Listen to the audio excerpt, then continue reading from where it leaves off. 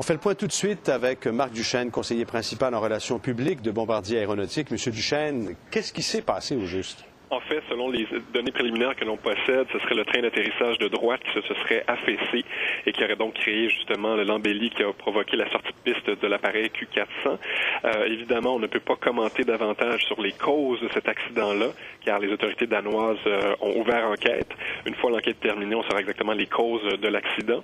Mais selon nos dossiers, ce serait le seul accident d'un appareil Q400 dans lequel justement le train d'atterrissage se serait affaissé.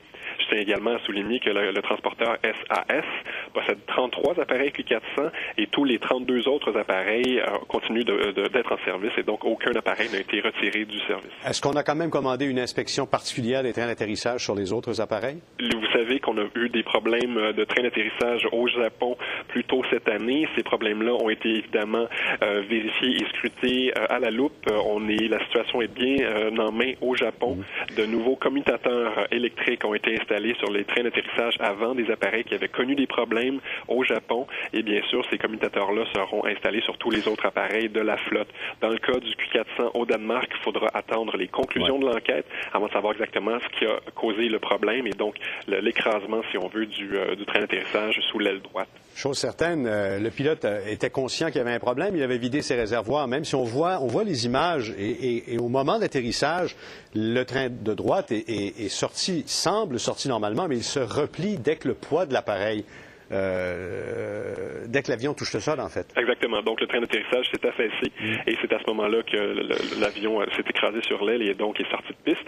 Et justement, il y aura enquête à savoir pourquoi le train d'atterrissage s'est affaissé à ce moment-là. Bon, maintenant, est-ce que ce train-là, il est fabriqué aussi par le même fournisseur que le train avant, autrement dit, sur l'appareil japonais? Oui, les trois trains d'atterrissage sont fabriqués par le même fournisseur. Dans le cas du Japon, comme je vous ai dit, la situation est bien en main chez Bombardier Aéronautique. On a découvert le problème, on a installé de nouveaux commutateurs. On est en train de remplacer les commutateurs existants par de nouveaux commutateurs. On a également ouvert un bureau de soutien régional à l'aéroport Haneda à Tokyo. On a déjà des représentants qui sont sur place et qui surveillent le rendement de ces appareils-là. Également, on va ouvrir un dépôt de pièces de rechange également dans la région de Tokyo au cours du quatrième trimestre de cette année. Il reste que, M. Duchesne, ce matin, on a été chanceux parce qu'il y a eu un début d'incendie. Il y a eu une hélice du côté droit qui a frappé le sol et qui a percuté la carlingue qui aurait pu... Bon, on a évité la catastrophe. Il n'y a eu que 5 blessés légers, là. Effectivement, les rapports préliminaires indiquent 5 passagers légers sur les 69 passagers et 4 membres d'équipage. Est-ce que vous allez clouer les autres Q400 au sol pour le temps d'une inspection, quel que soit le client, quel que soit l'acheteur? C'est la décision des autorités danoises de vérifier ou d'appliquer de telles réglementations. Pour l'instant, il n'y a pas indication en ce sens et on croise les doigts. Bon. Vous étiez excusé au Japon. Allez-vous faire de même au Danemark? Nous nous étions excusés au Japon parce qu'au Japon, c'est la façon de faire. Au Danemark, attendons de voir qu'est-ce qui a causé justement ce problème-là. Évidemment, Bombardier va agir en conséquence. Nous sommes évidemment au service de nos clients, les transporteurs. Donc, dans ce cas-ci, le transporteur SAS. Nous allons soutenir le transporteur justement pour rétablir la situation, pour réparer s'il y a lieu d'autres appareils et évidemment pour trouver le problème de celui-ci. Vous m'avez dit que c'est le même fabricant du train d'atterrissage. C'est pas un fabricant québécois. C'est bien Goodrich cette fois aussi? À ma connaissance, ce n'est pas un fournisseur québécois. Dernière question, rapidement, sur tout à fait autre chose. C'est la presse affaires qui en parle ce matin. Qu'est-ce que vous pensez de l'analyse d'un groupe spécialisé, Teal, qui trouve que votre gamme de Learjet se fait vieillissante?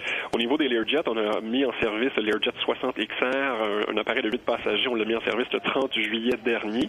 Et le Learjet 40XR, un appareil de 6 passagers, on l'a mis en service en 2006. Donc, ce sont des appareils très récents. Et Bombardier possède une feuille de route exceptionnelle en ce qui concerne le développement de nouveaux avions d'affaires et régionaux. Écoutez, on a lancé 21 nouveaux appareils depuis 1989.